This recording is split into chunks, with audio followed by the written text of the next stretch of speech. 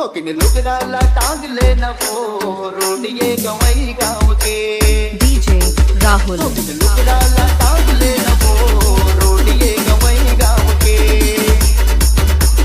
रोडिये गवई गाँव के, रोडिये गवई गाँव के, रोडिये गवई गाँव के, रोडिये गवई गाँव के।